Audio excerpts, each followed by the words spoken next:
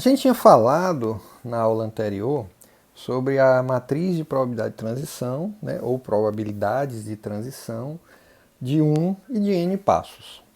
Agora a gente vai falar sobre outras probabilidades que existem, né, que a gente observa, né, quando está trabalhando com cadeias de Markov. Bom, primeira, uma das importantes também, que vem até derivado do fato de ter uma propriedade para se chamar cadeia de Markov, né, um dito processo estocástico, seria a chamada probabilidade, que é não condicional, do sistema estar no estado SJ em um determinado instante n. Seria justamente a probabilidade, que é o que está aqui na equação 112, do sistema estar no estado J, né, no instante de tempo n. Ou seja, a probabilidade, como está dito, né, a probabilidade x de n ser igual ao estado SJ. Como existem, a gente deve lembrar que a cadeia de Markov ela precisa ter um número finito ou pelo menos enumerável de estados. Então a gente teria como possibilidades de que esses j's fossem diversos. E isso pode nos levar também, já que a gente pode variar esse j, a uma representação vetorial, que seria o que está aqui dito na equação 113, onde eu tenho, né, o vetor de probabilidades no instante n é formado pelas cada um dos elementos do vetor, seria a probabilidade de no instante n estar no estado 0, por exemplo, no estado 1, assim por diante até o estado m, sendo m também uma determinação arbitrária do número de estados que a gente pode ter numa cadeia de Markov. Além dessas notações vetoriais e matriciais, né, assim, a matriz, probabilidade de transição, o vetor de probabilidades iniciais, uma questão que é interessante e é como se mais comumente apresenta a cadeia de Markov, seria justamente esses diagramas de cadeia de Markov. É uma ferramenta útil, já que a gente pode representar uma cadeia como um grafo orientado, né, onde você tem estados e as suas ligações entre eles. As probabilidades, então, como elas dependem, né, se a cadeia de Markov for homogênea, tem um errinho aqui, né? As probabilidades só dependem da diferença entre os estados, né, que é justamente aquele n1, enfim, a diferença entre os instantes que você estiver considerando a transição. E sendo homogênea, essas probabilidades são constantes para a mesma diferença.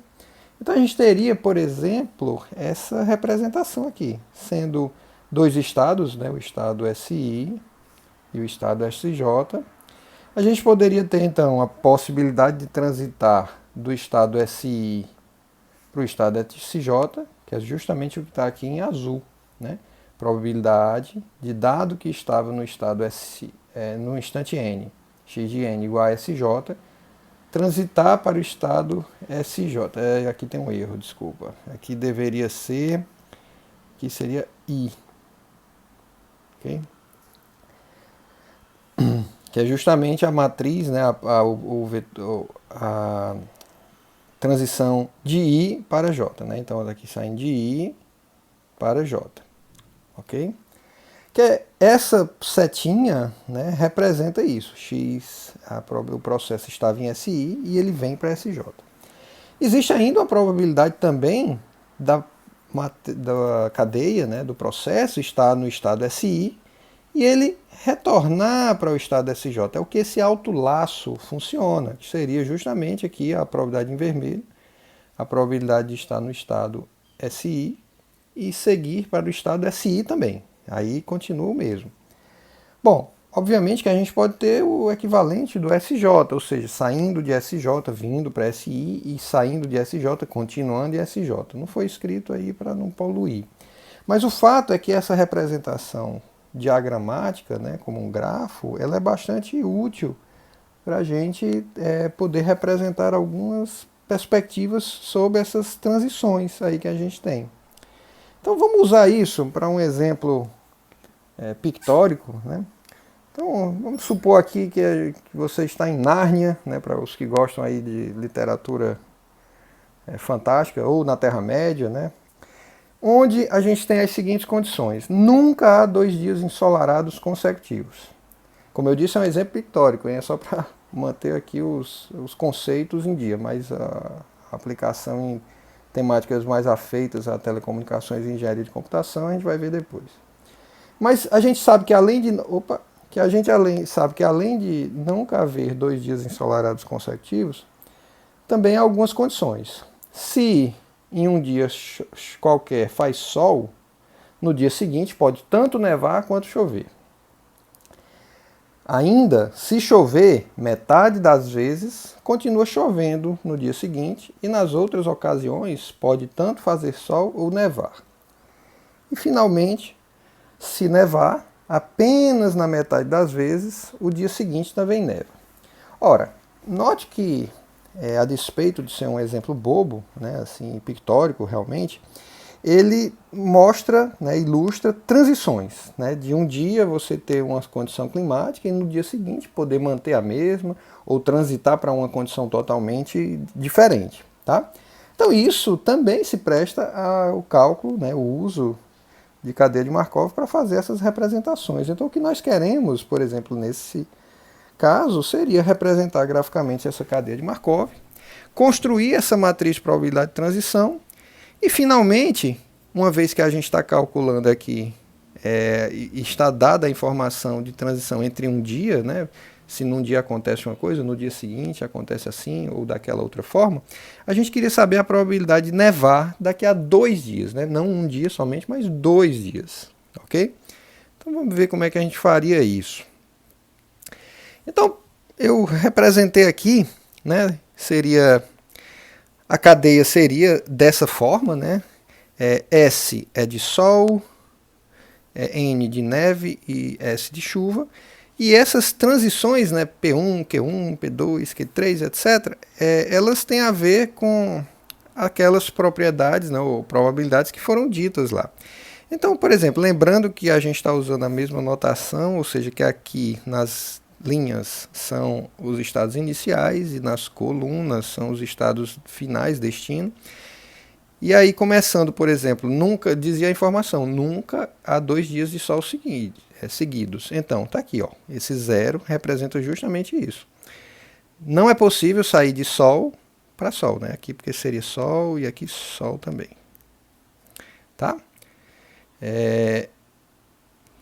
A probabilidade P1 seria, ó, que está bem aqui, né? Sol para chuva. Então aqui seria, ó, sol para chuva. Chuva seria aqui, só para representar melhor, e N aqui. E aqui da mesma forma, né? Sol, chuva e neve, ok? Então, nunca transita de sol para sol, de um dia para o outro. Se tiver entre sol para chuva e sol para neve, eu chamei de 2 probabilidades, P1 e Q1.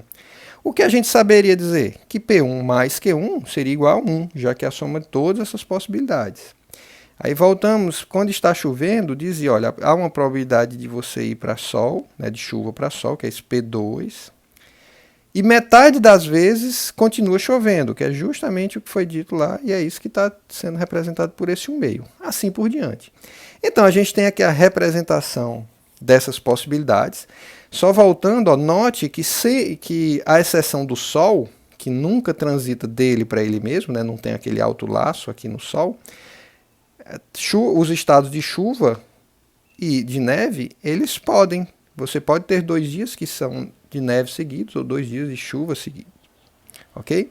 Mas fica uma questão, além de responder essa representação diagramática e a matriz de probabilidade de transição, vou apagar aqui para facilitar mostrar. Fica aquela outra questão. Como é que a gente responde ou faz o cálculo da probabilidade de nevar daqui a 2 dias? Porque essa probabilidade, essa matriz de probabilidade, ela é matriz de probabilidade de um passo, é de um dia para o outro. Como é que a gente faria isso para calcular em 2 passos, né? Ou seja, 2 dias seguidos? Aí é onde entra um conceito importantíssimo em cadeia de Markov, que seriam as equações de Chapman-Kolmogorov.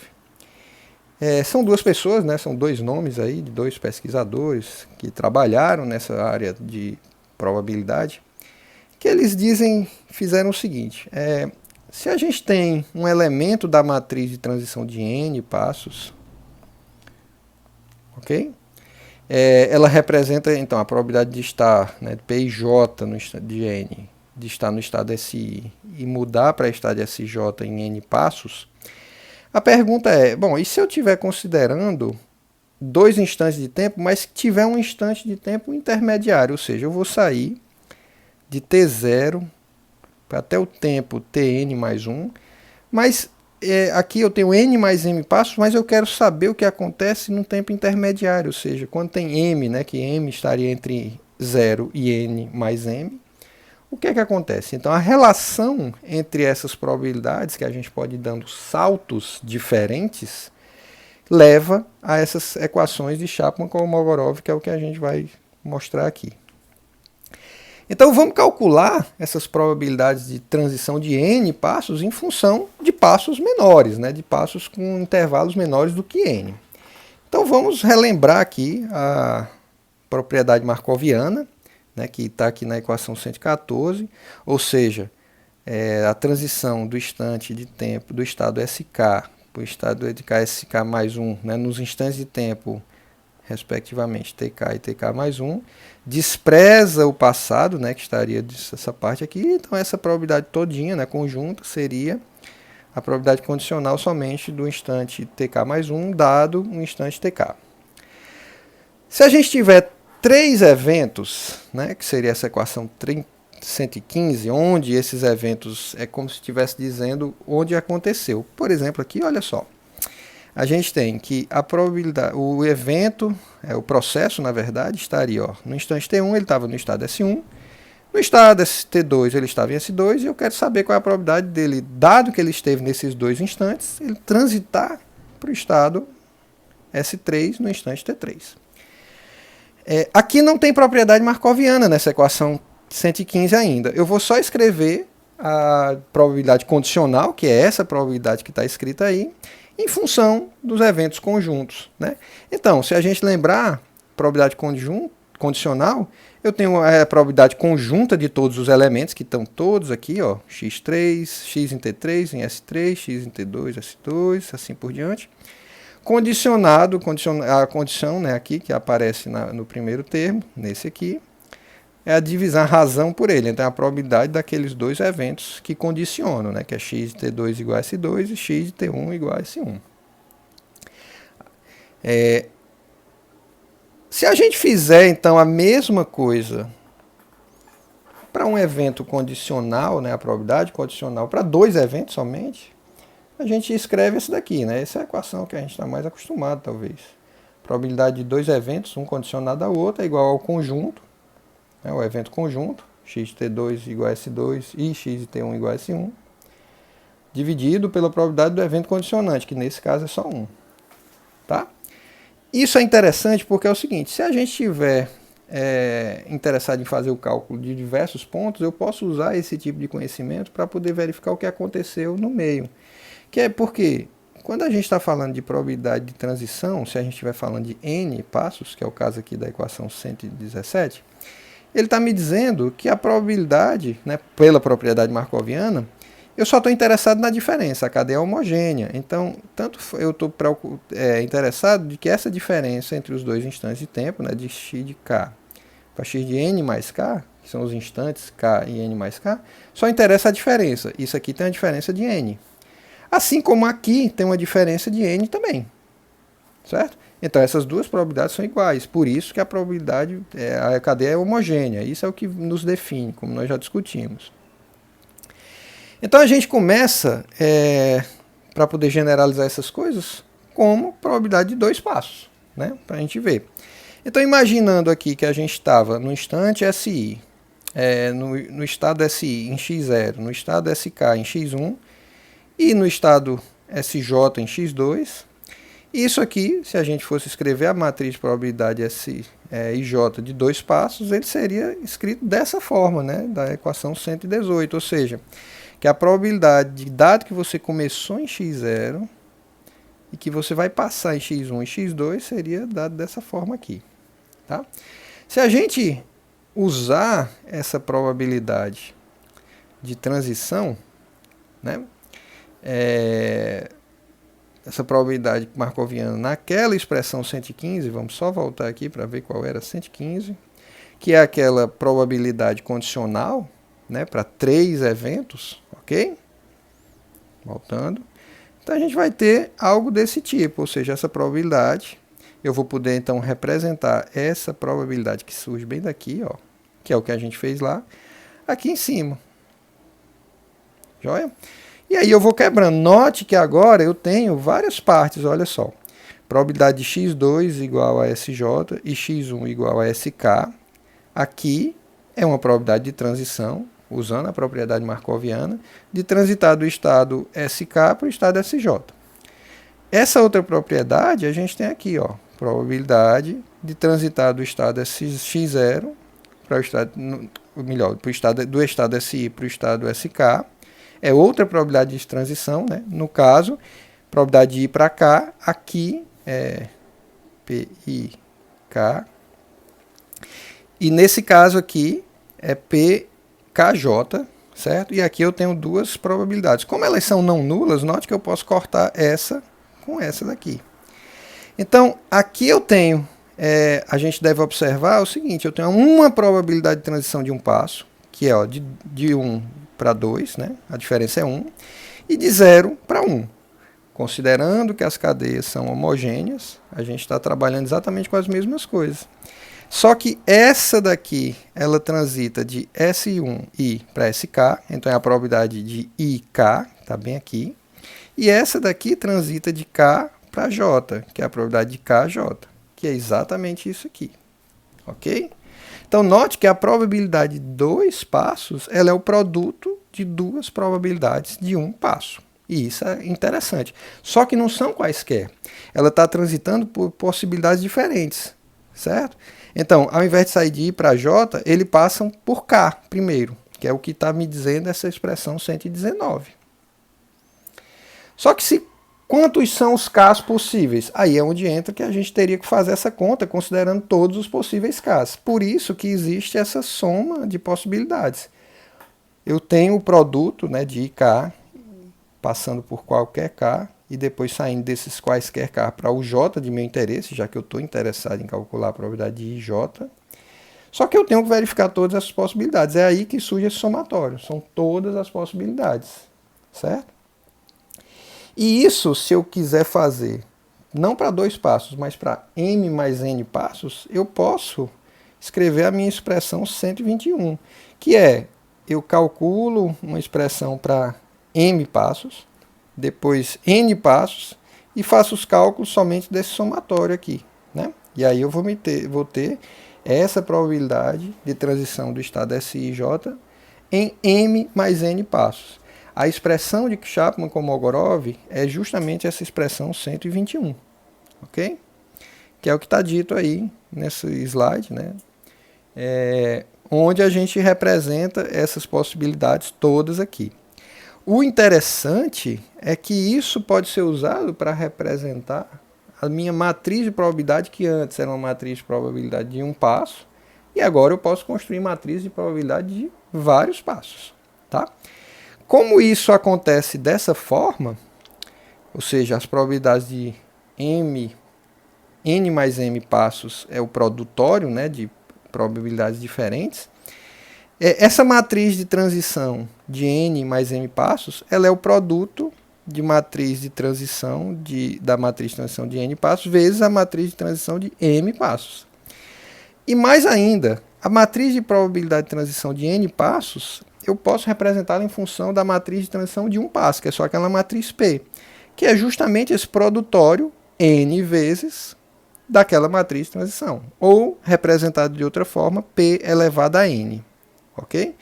Isso aqui a gente vai usar para poder fazer o cálculo de transições em mais de um passo. Então, no caso lá do evento de Nárnia, né, aquele cálculo simples que a gente estava ilustrando, isso nos interessa porque para calcular a probabilidade dos estados, saber como é que estavam as probabilidades em 2 dias seguintes, eu teria que calcular P ao quadrado, né, o P vezes P. Então, eu pegaria a minha matriz, multiplicaria por ela mesma, e aí depois eu descobriria quais são as minhas probabilidades de transição para 2 passos e calcularia como é que é a chance de estar em quaisquer outros estados.